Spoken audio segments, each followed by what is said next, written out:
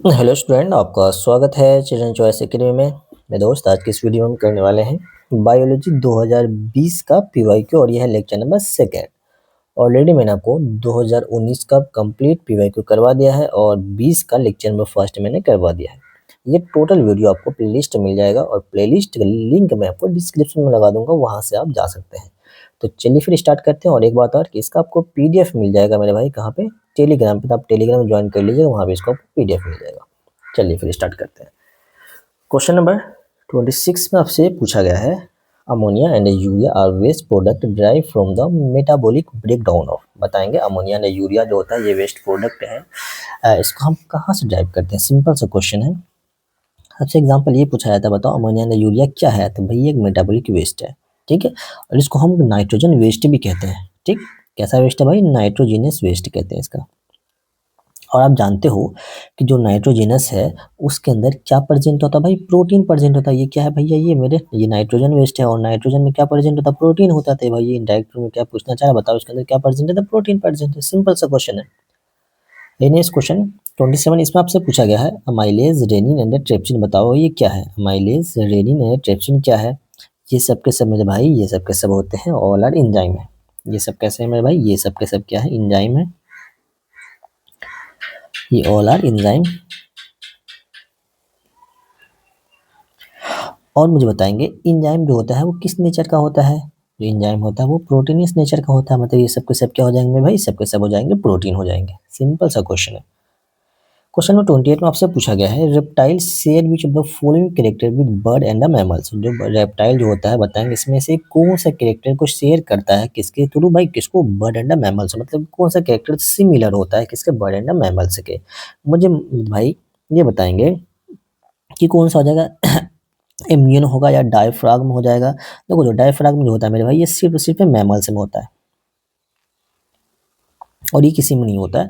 तो इसको आप नेगलेक्ट कर दीजिए, तो होगा ही नहीं। ठीक, जो निपल्स होते हैं ये भी सिर्फ और सिर्फ मैमल्स में प्रेजेंट होता है, तो ये भी होगा नहीं। तो ये दो आपका गलत हो गया। जो क्रोनिक होता है भाई, ये आप कह सकते हो, और जो अम्यूनियन होता है ये भी कह सकते हो। लेकिन इस दोनों में अगर मोस्ट अप्रोप्रिएट आंसर देखेंगे तो ऑप्शन नंबर इसमें ए आपका करेक्ट आंसर है। Next question, in lac operon which of the following act as a inducer. बताएंगे इसमें से लैक एप्रोन में कौन सा इंड्यूसर की तरह एक्ट करता है?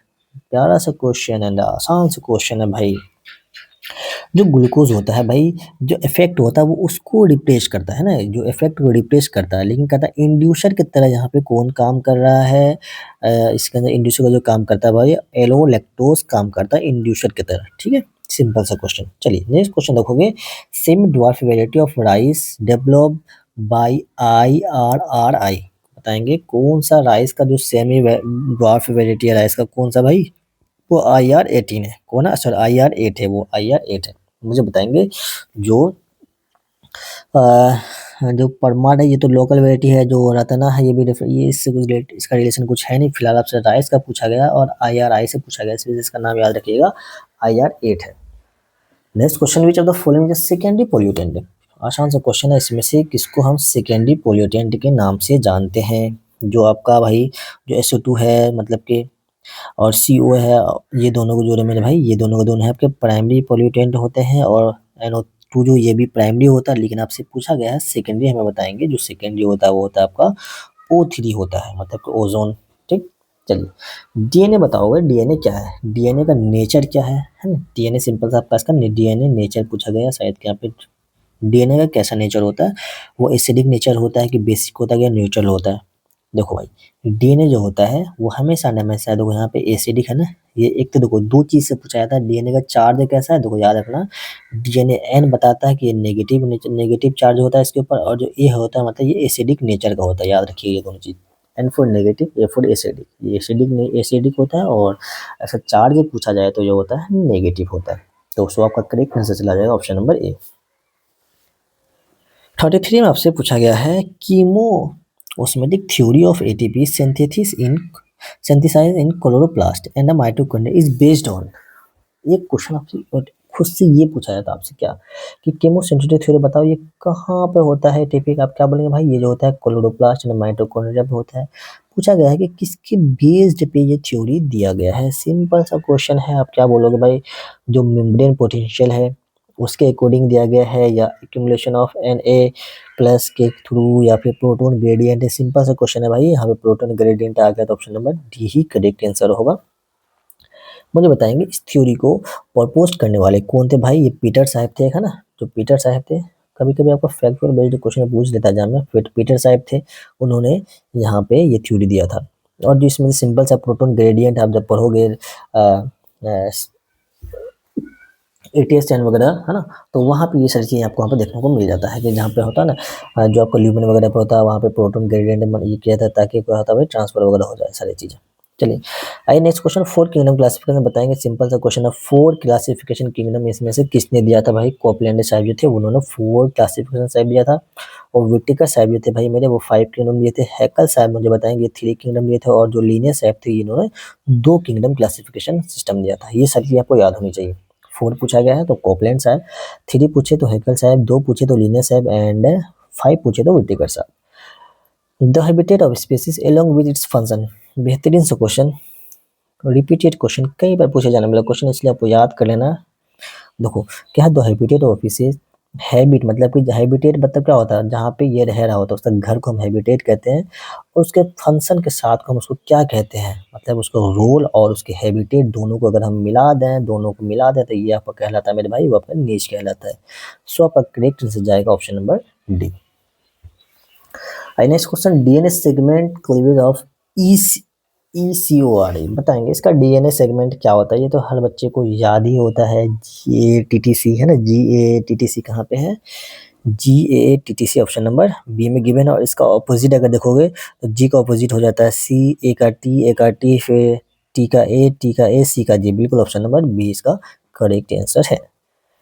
Next question, BT is resistant to, जो BT होता है बताएंगे किससे रेजिस्टेंस होता है।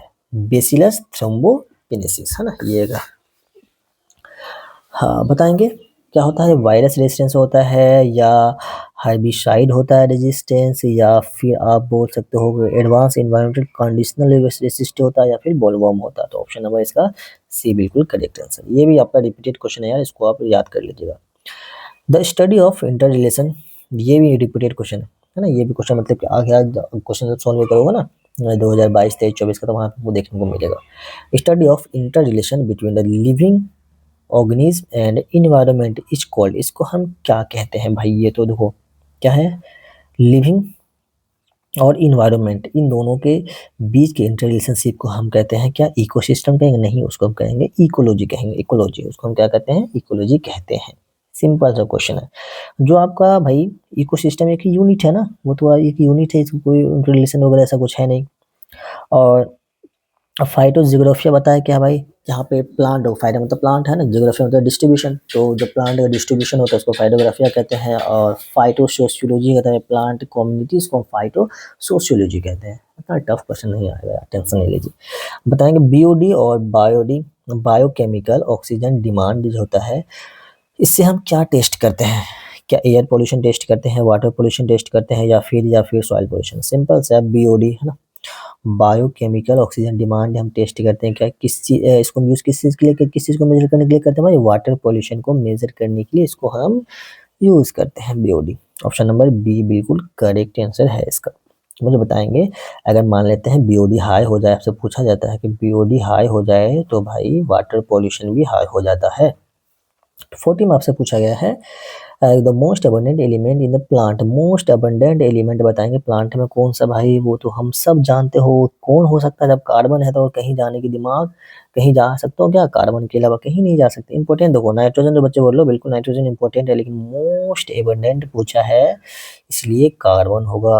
पोटेशियम भी देखो, ये भी जरूरत है, ये सब के सब उसमें जरूरत होती है, लेकिन आपसे वर्ड दे दिया मोस्ट अबंडेंट, सबसे ज्यादा सबसे खास क्या होता है भाई, जब फोटोसिंथेसिस वगैरह यूज करते हो, है ना। फोटोसिंथेसिस भाई मेन है किसी भी चीज के लिए, मेन है खाना पीना, है ना, मेन क्या है खाना बनाना। खाना बनाते हो जब फोटोसिंथेसिस प्रोसेस होता है प्लांट में, वहाँ क्या यूज होता है भाई, कार्बन यूज होता है, तो इसलिए मोस्ट अबंडेंट क्या हो जाएगा कार्बन। खाना जब पहुंचेगा तभी तो और सब बॉडी का कोई फंक्शन होगा भाई। चलिए, विच of the following, which of the following one is free living nitrogen, क्या है free living nitrogen fixing aerobic bacteria. बोलो ये क्वेश्चन मैंने नहीं करवाया। इस पहले वाले क्वेश्चन में जब मैच द कॉलम क्वेश्चन आया था ना 2019 में, उसमें ये क्वेश्चन पूछा गया था। क्या बोलोगे सर? वो होता है एज़िडोबैक्टर होता है। तो होता है भाई free living nitrogen fixing aerobic bacteria, क्या बोलोगे? एज़िडोबैक्टर। क्लोस्ट्रिडियम में तो वो एनारोबिक में हेल्प करता है। अगर एनारोबिक यहाँ पे पूछ देता फिर आपको क्लोस्ट्रिडियम हो जाता। राइजोबियम जो होता है ये सिम्बायोसिस, इसमें कुछ करता नहीं। राइबोस्पिरम ये फोटोसिंथेसिस वगैरह में हेल्प करता है, उसकी जरूरत है नहीं। देखो यहाँ पे आपको क्वेश्चन घुमा के क्या पूछ सकता है नेक्स्ट टाइम कि यहाँ पे बस सब चीज सेम जगह, यहाँ पे एरोबिक के बदले अगर वो एनारोबिक कर देगा तो फिर आप यहाँ पे क्लोस्ट्रिडियम जाओ ना। अगर एरोबिक पूछा तो फिर आप एजिटोबैक्टर, ऐसे एरोबिक ऐसे एजिटोबैक्टर। चलिए लिम्फलेस एम्फीबियन ये बताएंगे। लिम्फलेस एम्फीबियन को इसमें से कौन सा है भाई? क्या फ्रॉग है? फ्रॉग में क्या लिम्फलेस नहीं होता है? अरे भाई इसके पास लिम्फ होते हैं यार, इतने ही होगा। ट्री फ्रॉग गलत बात है, इसके पास लिम्फ होते हैं। और बुफो जो होता है जिसको हम टू क्या बोलते हैं, टोल्ड बोलते हैं ना, इसके अंदर भी ये सारी चीजें होते हैं। लेकिन भाई ऑप्शन नंबर सी बिल्कुल आपका करेक्ट आंसर है। चलिए नेक्स्ट क्वेश्चन देखते हैं। Question number 43, pigeons belong to the class. जो पिंजन्स होते हैं बताएंगे कौन से क्लास से बिलोंग करते हैं? बता पिंजन क्या भाई? एक बर्ड है ना? क्या है ये? पिंजन एक बर्ड है, सिंपल सी बात है, ये बर्ड है। तो बर्ड को हम किस क्लास में रखते हैं भाई? बर्ड को हम एप्स क्लास में रखते हैं। ऑप्शन नंबर आपका सी करेक्ट आंसर हो जाएगा। पिंजन एक बर्ड है, बर्ड किस क्लास में आता है? Apps of fish. फिशेस में बताओ क्या आते हैं भाई? फिशेस में जो आते हैं भाई मेरे, वो फिश आते हैं। फिशेस में क्या आते हैं? फिश। देखो पिस फिश पिस फिश पिस फिश ऐसे याद कर सकते हो, बच्चे कंफ्यूज होते हैं इसलिए मैं बता रहा हूँ फिश। आइए नेक्स्ट क्वेश्चन, क्वेश्चन 44 में फाइनली हम पहुंच चुके हैं और इसमें आपसे पूछा गया विच of the following enzyme is used in the genetic engineering. बताएंगे इसमें से कौन सी एंजाइम को हम जेनेटिक इंजीनियरिंग में हम यूज करते हैं भाई? क्या बोलते हैं? रिस्ट्रिक्शन इंडोन्यूक्लियस को हम यूज करते हैं। और ये जो इंडोन्यूक्लियस है भाई, इसको हम यूज करते हैं डीएनए को कट करने के। डीएनए के सेगमेंट को काटे। देखो ये होता है, एक होता है एक्सो इंडोन्यूक्लियस, जो होता है इंडो। अगर हम बाहर से काटे तो उसको एक्सो कहते हैं, अंदर से काटे तो उसको हम इंडो कहते हैं। ठीक है भाई, ये भी ध्यान रखना है आपको। आइए नेक्स्ट क्वेश्चन, सेल और tissue death within the cell. Cell और टिश्यू डेथ, किसी भी सेल और टिश्यू का डेथ हो जाए कहाँ पे भाई? With in the living body में अगर डेथ हो जाए उसको हम क्या कहें? उसको हम निक्रोसिस कहते हैं। उसको हम क्या कहते हैं? निक्रोसिस कहते हैं। ध्यान रखिएगा, सेल के अंदर अगर डेथ हो उसको निक्रोसिस कहते हैं। अगर देखो न्यूट्रोफिलिया क्या होता है? अगर डब्ल्यूबीसी बहुत ज़्यादा इंक्रीज होता है उसको न्यूट्रोफिलिया कहते हैं। किडनी निप्रोसिस जो होता है, देखो नेफ्रॉन से किडनी से रिलेटेड कोई डिजीज होता है उसको नेफ्रोसिस कहते हैं। और निप्रोसिया क्या होता है भाई? ये जो होता है ट्यूमर फॉर्मेशन होता है ना, उसको निप्रोसिया कहते हैं। इतना नहीं आएगा, खैर हम एक वर्ड आ गया तो मैं आपको बता दिया हूँ, क्योंकि देखो एन एन ना सब, इसलिए मैंने बताया। देखो चलो बताइए, देखिए इसकी जरूरत नहीं है बार बार आपको जानने की। Which of the following has a basic of origin of life. Basic to origin of life, simple से भाई इसको हम क्या कहते हैं? आप क्या बोलोगे सर? कार्बोहाइड्रेट का? वो नहीं भाई, इसको हम बोलते हैं न्यूक्लिक एसिड कहते हैं। ऑप्शन नंबर सी इसका करेक्ट आंसर है। न्यूक्लिक एसिड में अगर आप देखो तो क्या क्या आता है सर? इसके अंदर डीएनए एंड आरएनए आता है। तो इस खास अगर देखो तो इसके अंदर इंफॉर्मेशन को स्टोर करता है, रेप्लिकेशन वगैरह होता है, हर एक जेनेटिक मटेरियल सारा चीज यार ऐसे से बनता है, इसीलिए इसको हम कहते हैं ओरिजिन ऑफ लाइफ कहते हैं। 47 देखो स्टडी ऑफ फॉसिल्स। देखो ये भी क्वेश्चन 2-3 बार आपके एग्जाम में पूछे गए, इसलिए आपके लिए इंपॉर्टेंट है। स्टडी ऑफ फॉसिल्स बताओ क्या कहलाता है? इसका साइटोलॉजी कहते हैं ना भाई? साइटोलॉजी तो होता है स्टडी ऑफ सेल को हम साइटोलॉजी कहते हैं। हेपेटोलॉजी अगर आप बोले तो जो लाइफ लीवर होता है ना, लीवर, उसको हेपेटोलॉजी कहते हैं। और बाकी जो पेलियोंटोलॉजी होता है वो आपका स्टडी ऑफ फॉसिल्स होता है। तो इस साल मेरे भाई आपके 2020 में जो क्वेश्चन आए थे बायोलॉजी के, वो 47 ही क्वेश्चन आए थे टोटल। तो टोटल 47 यहाँ पे क्वेश्चन आपका हो गया है कंप्लीट। और फर्स्ट पार्ट में मैंने आपको 25 क्वेश्चन करवा दिया था और सेकंड पार्ट में रिमेनिंग क्वेश्चन मैंने आपको करवा दिया, मतलब टोटल 47 आपको हो चुके हैं कंप्लीट। और नेक्स्ट वीडियो में हम चर्चा करेंगे 2021 का पीवाईक्यू के बारे में। अगर आपको वीडियो पसंद आता हो तो इसको आप सब्सक्राइब करके रखिएगा, अपने दोस्तों के साथ शेयर कीजिएगा। चलिए मिलते हैं फिर नेक्स्ट वीडियो में।